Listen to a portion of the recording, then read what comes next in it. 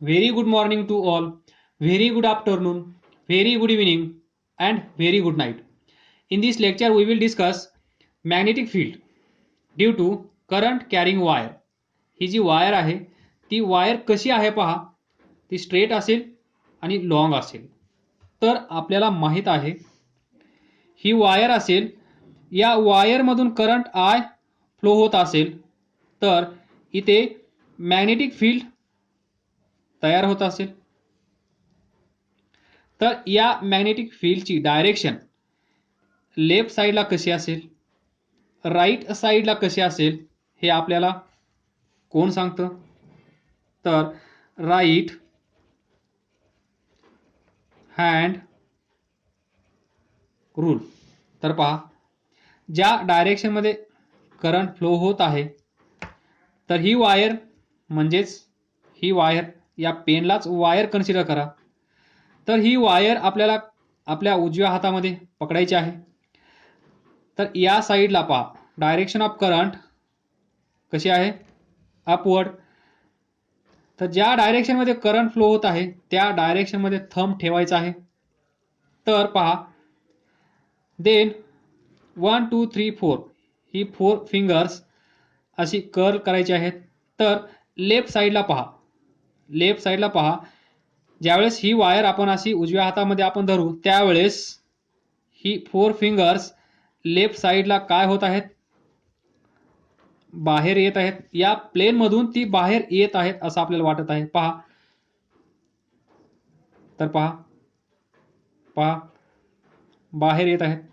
आणि राईट साईडला पहा, ती आतमध्ये जात आहेत. राईट साईडला पहा, ती आतमध्ये जात आहेत असं आपल्याला वाटत आहे. तर या साईडला डायरेक्शन ऑफ मॅग्नेटिक फील्ड कशी असेल? Coming out of plane. या साईडला गोईंग इनटू दी प्लेन. बरोबर, हे आपल्याला माहित आहे. त्यानंतर to find magnetic field, to find magnetic field strength असं आपण म्हणू शकतो. At a distance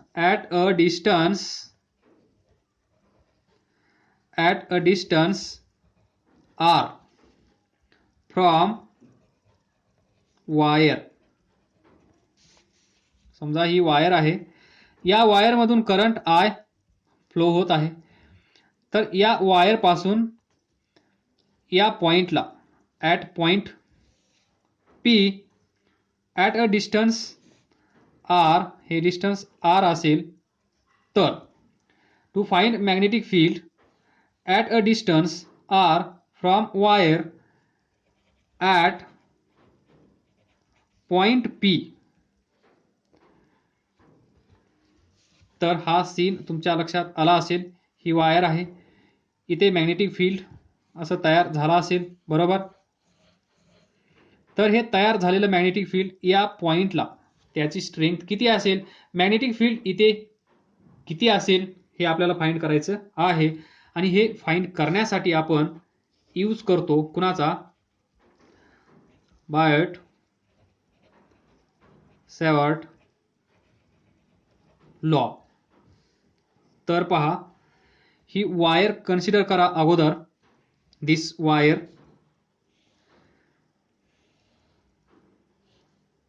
this is the wire. बरोबर, या वायरमधून करंट या डायरेक्शनमध्ये फ्लो होत आहे. बरोबर, तर तो पॉइंट इथे आहे पी. ज्या पॉइंटला मॅग्नेटिक फील्ड आपल्याला फाइंड करायचं आहे, B is equal to question mark. तर हा पॉइंट इथून किती डिस्टन्सवर आहे? आर. तर आपण काय करतो? बायट सॅवर्ट लॉ यूज करण्यासाठी आपण काय करत असतो? तर सर्वात अगोदर आपण या वायरचा एक छोटासा तुकडा, छोटासा एलिमेंट, त्याचं नाव काय आहे? करंट लेंथ एलिमेंट आपण कन्सिडर करतो. तर हा एलिमेंट आपण कन्सिडर केला ज्याची लेंथ आहे dl. याच्यातून करंट I फ्लो होत आहे. तर हा करंट लेंथ एलिमेंट काय झाला? करंट I लेंथ dl हा एलिमेंट आपण कन्सिडर केला. बरोबर. त्यानंतर याच्यामुळे या पॉइंटला काय पाहिजे? याच्यामुळे या पॉइंटला मॅग्नेटिक फील्ड किती आहे हे आपल्याला फाइंड करायचं आहे. तर आपल्याला हे distance that is position vector r bar consider करावा लागेल. आलं लक्षात? एवढ्या डिस्टन्सवर या छोट्याशा करंट लेंथ एलिमेंटमुळे या पॉइंटला छोटंसं that is dB bar magnetic field produce होईल हे आपल्याला फाइंड करायचं आहे बाय युजिंग बायोट सॅवर्ट लॉ. तर एकदम सोपा आहे हा टॉपिक. इथून पुढे खूप सोपा आहे. फक्त समजून घ्या आपण काय करत आहोत. एक वायर आहे. या वायरचा छोटासा पार्ट आपण कन्सिडर करत आहोत ज्याची लेंथ dl असेल. ज्याचं डिस्टन्स ज्या पॉइंटला आपल्याला मॅग्नेटिक फील्ड फाइंड करायचं आहे तिथून डिस्टन्स r बार असेल. हे डिस्टन्स असेल असं परपेंडिक्युलर डिस्टन्स. हे पण लक्षात ठेवा. हे जे डिस्टन्स आहे हे डिस्टन्स कसं आहे? Perpendicular to this wire. आलं लक्षात? खूप महत्वाचं हे डिस्टन्स या वायरला परपेंडिक्युलर आहे. म्हणजेच परपेंडिक्युलर डिस्टन्स तुम्ही ते लिहू शकता. Perpendicular distance r from wire at point P. तर हा एलिमेंट इथून L डिस्टन्सवर आहे. किती? L डिस्टन्सवर आहे. इथे कन्फ्युजन करून घेऊ नका. मी I असा काढत आहे, L पण तसाच काढत आहे. तर don't get confuse between this L and this I. या वायरमधून फ्लो होणारा करंट I आहे. हा जो छोटासा एलिमेंट आहे करंट लेंथ एलिमेंट या डिस्टन्सपासून L डिस्टन्सवर आपण कन्सिडर केला आहे. तर हा अँगल थीटा पहा dl आहे लक्षात. dl बार क्रॉस r बार, dl क्रॉस r बार या दोघांमधला अँगल थीटा जो बायोट सॅवर्ट लॉ मध्ये dl क्रॉस r बार आहे किंवा dl साइन थीटा आहे. हा थीटा म्हणजेच अँगल बिटवीन dl बार आणि दिस पोझिशन वेक्टर r बार. तर dl बार आपल्याला कोणत्या डायरेक्शन मध्ये घ्यायचा आहे? dl बार त्याच डायरेक्शन मध्ये घ्यायचा आहे. यालाच आपण म्हणतो लेंथ वेक्टर. हा लेंथ वेक्टर कोणत्या डायरेक्शन मध्ये असला पाहिजे? ज्या डायरेक्शन मध्ये करंट फ्लो होत आहे त्याच डायरेक्शन मध्ये. तर त्यानंतर theta is angle between dl bar and this r बार. तर ज्या पॉइंटला आपल्याला मॅग्नेटिक फील्ड फाइंड करायचं आहे तिथे अशी मॅग्नेटिक फील्ड आहे की अशी आहे. तर पहा या डायरेक्शन मध्ये करंट फ्लो होत आहे. त्या डायरेक्शन मध्ये हा पेन ठेवला. हा कंडक्टर, ही वायर उजव्या हातामध्ये पकडायची आहे. ज्या डायरेक्शन मध्ये करंट फ्लो होत आहे त्या डायरेक्शन मध्ये थंब ठेवायचा आहे. त्यानंतर पहा रिमेनिंग 4 फिंगर्स या कंडक्टरच्या राईट साईडला काय होईल? आतमध्ये जातील. लेफ्ट साईडला ती बाहेर येतील. म्हणजेच इथे जे मॅग्नेटिक फील्ड आहे ते कसं आहे? Coming out of plane. इथे जे मॅग्नेटिक फील्ड आहे ते गोइंग इनटू द प्लेन असं आहे. एवढं डिस्कशन खूप झालं for this magnetic field due to current carrying wire which is straight and long. Physics संपलेला आहे. इथून पुढे मॅथ्स सुरू झालेला आहे. बाय. बायट सेवर्ट लॉ काय आहे तो? डीबी बार छोटंसं मॅग्नेटिक फील्ड ड्यू टू छोटासा element is equal to mu not divided by 4 pi into I dl sin theta divided by r square. बरोबर, इक्वेशन नंबर 1. तर इथून पुढे एकदम सोपं आहे. हे तुम्हाला आठवलं म्हणजे हे डेरिवेशन कंप्लीट झालं. तर इथे थोडंसं लक्ष द्यायचं आहे तुम्हाला. हा जो छोटासा एलिमेंट आहे आपण कोणत्या साईडला कन्सिडर केला आहे? Upper side. बरोबर, ही जी लॉंग वायर आहे, ही जी स्ट्रेट वायर आहे, या स्ट्रेट वायरचा या लॉंग वायरचा हा छोटासा एलिमेंट कुठल्या साईडला आहे? Upper side. बरोबर, त्याचा डिस्टन्स पण आपण एल कन्सिडर केला आहे फ्रॉम दिस, म्हणजेच या साईडचा पोर्शन आपण कन्सिडर केला आहे. पण ही जी वायर असेल तशीच या साईडला असेल, जशी या साईडला आहे तशीच या साईडला आहे. म्हणजे इथे छोटासा एलिमेंट असू शकतो, हे डिस्टन्स आर बार परत असू शकतं, हे डिस्टन्स थीटा असू शकतं, वगैरे वगैरे. बरोबर, तर आपण काय करणार, याच्यामुळे मॅग्नेटिक फील्ड इथे फाइंड करणार. त्यानंतर या साईडचा हा पोर्शन म्हणजेच या साईडचा हा पोर्शन, या साईडचं मॅग्नेटिक फील्ड या छोट्याशा एलिमेंटमुळे इथे जे मॅग्नेटिक फील्ड आपल्याला भेटेल ते या हाफ वायरमुळे असेल. बरोबर, या हाफ वायरमुळे असेल. अशीच हाफ वायर या साईडला आहे. तर टोटल मॅग्नेटिक फील्ड इथे आपल्याला फाइंड करण्यासाठी काय करावं लागेल? डबल. इकडचा हाफ या साईडचा पार्ट सेम आहे, कारण ही वायर आहे. या वायर पासून आपण इथे पॉइंट कन्सिडर केला आहे, इथला छोटासा एलिमेंट आपण कन्सिडर केला, म्हणजे या साईडचं मॅग्नेटिक फील्ड आपण इथे फाइंड करणार. तर या साईडचं फाइंड करण्याचा प्रयत्न केला तर या साईडला जेवढं आलं होतं तेवढंच या साईडमुळे इथे क्रिएट होईल. म्हणजे आपण याच्यामुळे 5 आलं, याच्यामुळे 5 येईल, 5 + 5 10 होईल. तर यालाच आपण काय करणार, 5 × 2. याच्यामुळे फाइंड करणार, यालाच आपण डबल करणार, म्हणजे इथे असणार मॅग्नेटिक फील्ड आपल्याला टोटल भेटून जाईल. हे लॉजिक लक्षात ठेवा, नाहीतर मग तुम्ही कन्फ्यूज व्हाल. या डेरिवेशनमध्ये हा 2 आला कुठून, हा 2 आला कुठून, तर हा 2 आला या लॉजिक पासून. बरोबर. Now we can start. We can find magnetic field at point P by integration technique, by using integration technique. So हे असेल छोटंसं. तर इंटिग्रेशन घेतल्यानंतर यालाच घेऊ, तुम्ही वेगळं लिहा, त्याला इंटिग्रेट करा.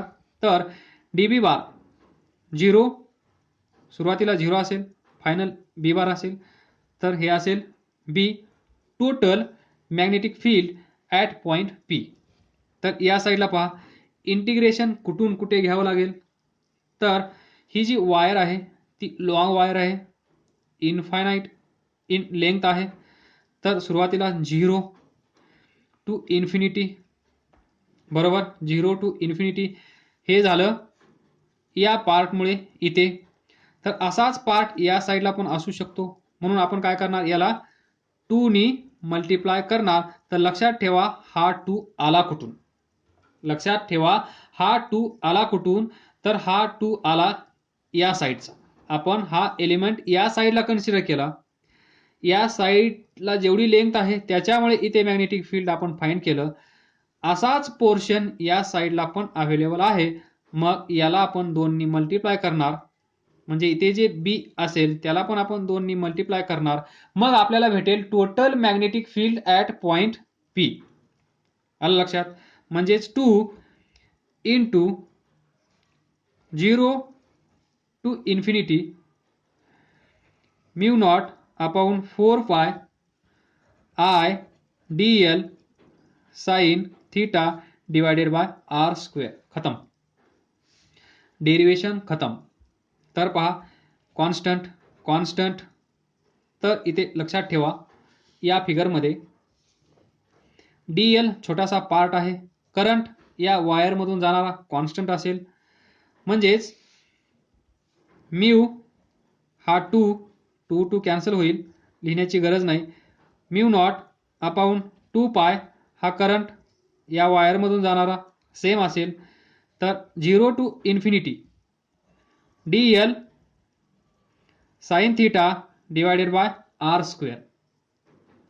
तर साइन थीटा अँगल तुम्हाला माहीत आहे, angle between d l and r बार.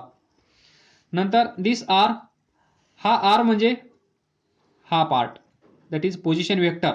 हा एलिमेंट या पॉइंट पासून किती दूर आहे ते डिस्टन्स म्हणजे आर बार. तर हे पण आपल्याला माहित आहे, आर बार किती आहे फाइंड करू शकता. हा पहा राईट अँगल ट्रायंगल आहे, इथे फाइंड करतो. हा R bar hypotenuse, R is equal to square root of, हे पहा हे डिस्टन्स म्हणजे हाईट एल स्क्वेअर प्लस हे डिस्टन्स आर स्क्वेअर. कन्फ्युजन कुणालाही नसावं. This is hypotenuse, this is small right angle triangle, height base hypotenuse. तर हा hypotenuse मी फाइंड केला आहे L square plus R square, त्याचं स्क्वेअर रूट आपल्याला आर भेटला. त्यानंतर नेक्स्ट थीटा, तर आपल्याला हा अँगल फाइंड करायचा आहे. हा अँगल किती असेल, हा टोटल अँगल पाय असेल 180 असेल, तर हा अँगल किती असेल 180 मायनस थीटा म्हणजेच पाय मायनस थीटा, बरोबर. तर पहा इथे r is equal to l square plus R square, square root of l square plus R square. त्यानंतर sine theta, this sine theta, r आपण फाइंड केला. Now sine theta, sine theta is equal to sine pi minus theta, आपण असं लिहू शकतो. तर या right angle ट्रायंगलमध्ये पहा sine pi minus theta, sine pi minus theta is equal to this side divided by hypotenuse, बरोबर. हा अँगल हा राईट अँगल ट्रायंगल असेल, तर साइन थीटा म्हणजे sine pi minus theta is equal to opposite divided by hypotenuse. तर direct लिहू शकतो का, r divided by r bar म्हणजेच आर डिवायडेड बाय आर, आणि आरची व्हॅल्यू तुम्हाला इथे माहीत आहे. तर एवढे एक लक्षात तुम्हाला ठेवायचं आहे, या सर्व व्हॅल्यूज उचलायच्या आहेत, या इक्वेशनमध्ये ठेवायच्या आहेत. याला आपण इक्वेशन नंबर 2 असं म्हणूया. तर हे कॉपी पेस्ट इथे करायचं आहे. तर from equation 2 b bar is equal to 2 0 to infinity b is equal to mu not I divided by 2 pi 0 to infinity, infinity 0 to infinity, कारण ही वायर खूप खूप मोठी आहे, इनफायनाइट इन लेंथ आहे म्हणून. तर d l as it is sine theta is equal to काय आहे, sine theta is equal to sine pi minus theta is equal to r upon r. तर हा आर वर असेल, हा आर इथे येईल, पण या आरची व्हॅल्यू किती आहे, square root R square plus L square.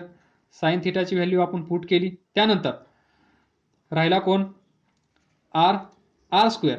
याचा स्क्वेअर केला तर काय होईल, L square plus R square, याचा square. Now C B is equal to mu not I divided by 2 pi 0 to infinity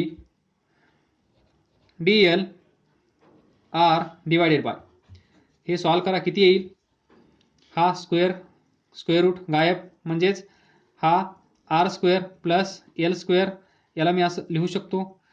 इथे परत आर स्क्वेअर प्लस एल एक आहे, म्हणजे 1/2 प्लस 1 किती असेल 3/2.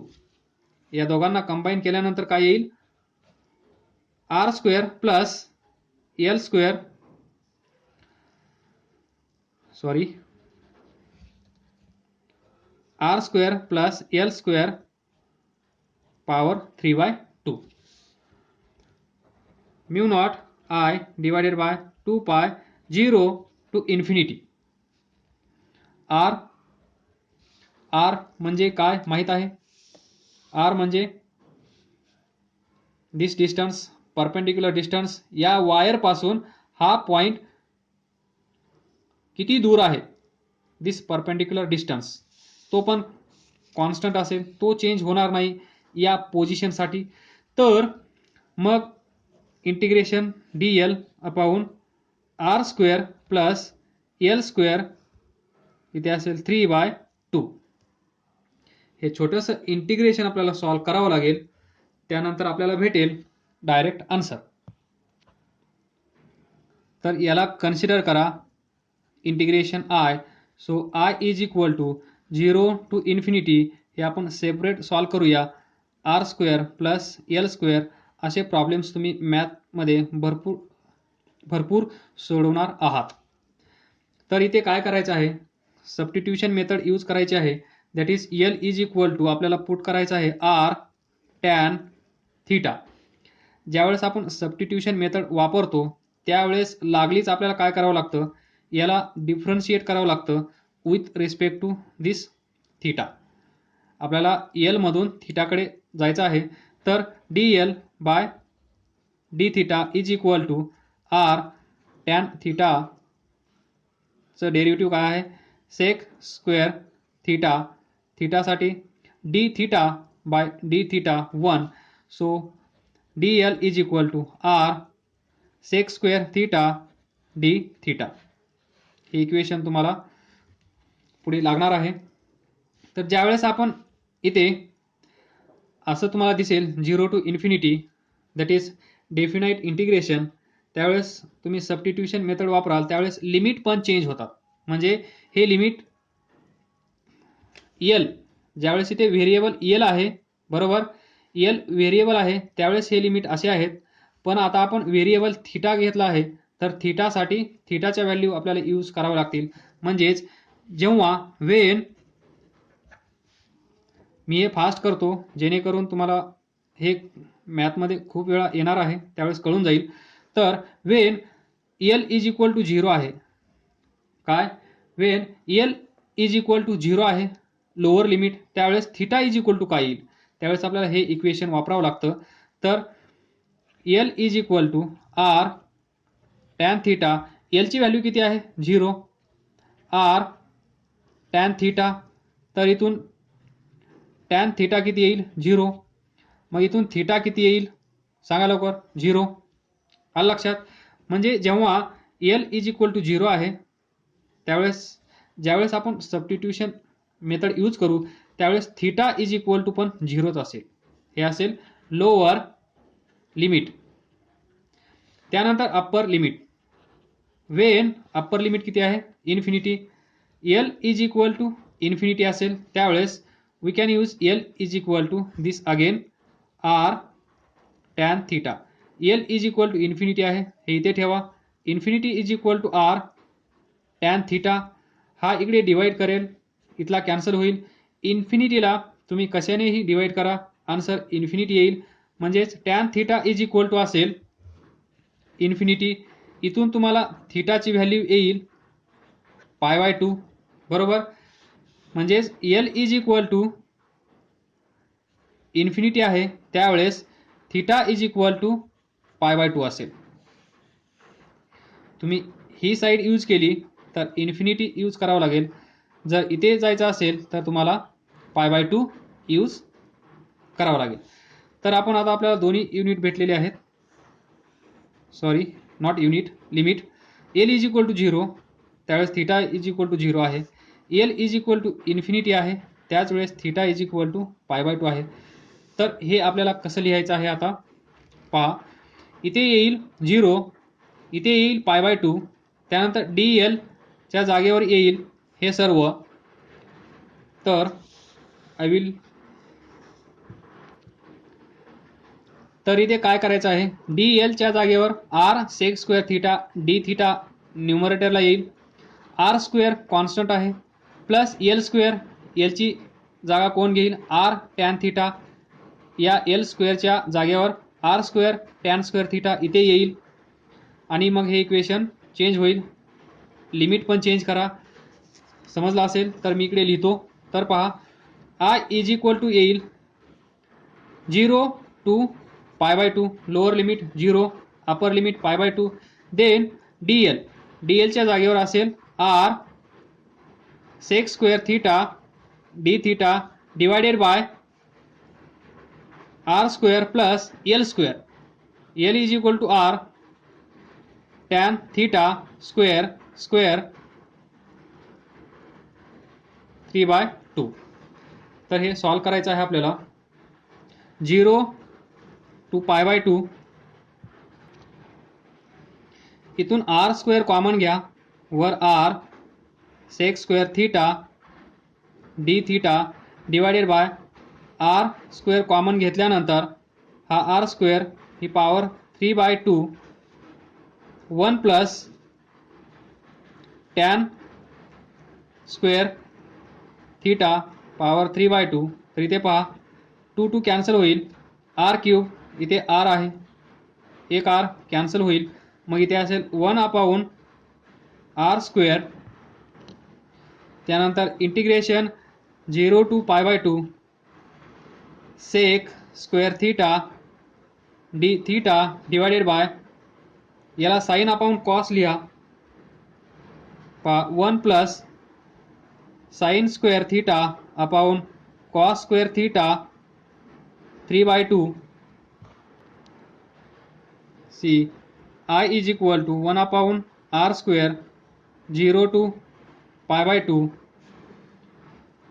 सेक square theta D theta divided by, LCM घ्या, cos square theta इथे जाईल plus sine square theta divided by cos square theta power 3/2.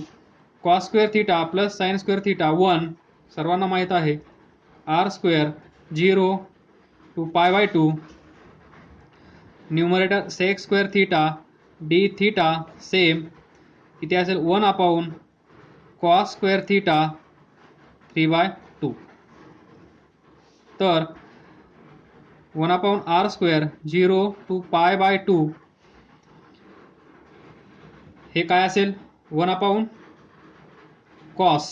1/कॉस काय असतो सेक, तर इथे असेल sec square theta D theta divided by sec square theta power 3/2.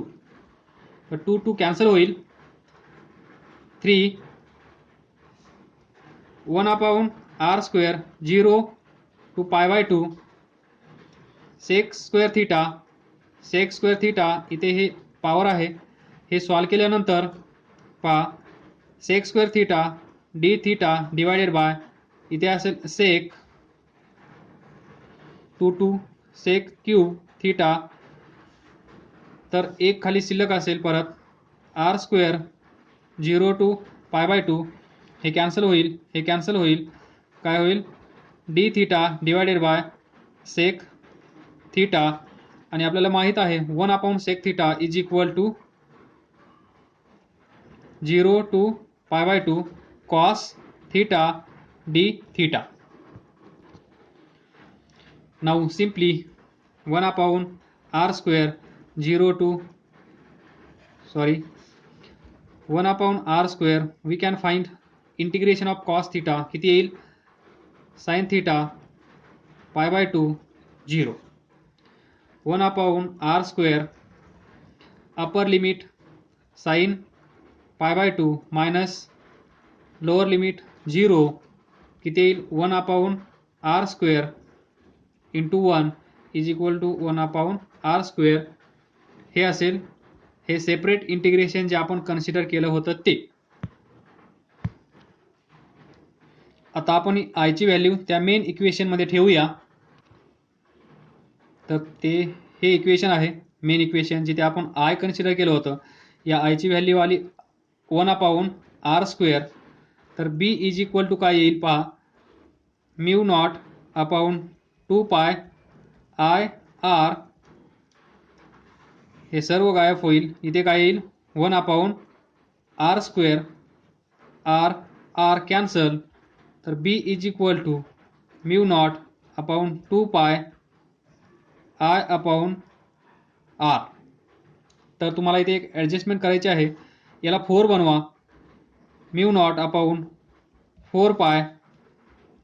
मग इथे 2नी मल्टिप्लाय करावं लागेल. लक्षात ठेवा आपलं इथेच काम झालेलं आहे, पण तुमचं कॅल्क्युलेशन इझी करण्यासाठी ही पुढची स्टेप आहे.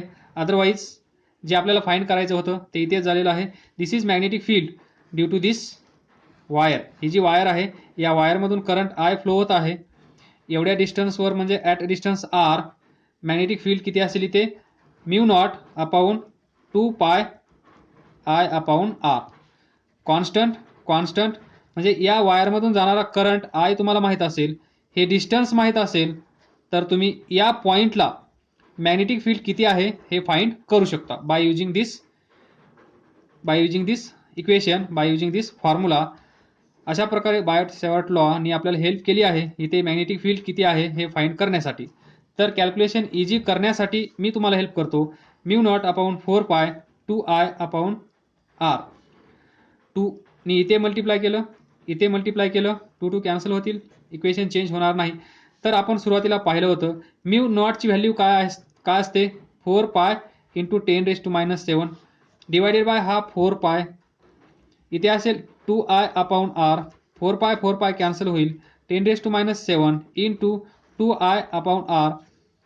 हे छोटंसं इक्वेशन तयार होईल आणि तुम्ही या इक्वेशनचा, या फॉर्म्युल्याचा यूज करून पण तुम्ही इथे मॅग्नेटिक फील्ड किती आहे हे फाइंड करू शकता. तर हे कॅल्क्युलेशन वाचवण्यासाठी हा शॉर्टकट. तर this is magnetic field due to current carrying wire which is straight and long. तर काय समजलं नसेल, कुठली स्टेप समजली नसेल तर डोक्यातला क्वेश्चन मार्क काढून टाका, विचारा, अभ्यास करत राहा, पुढे जात राहा. All the best. थँक्यू.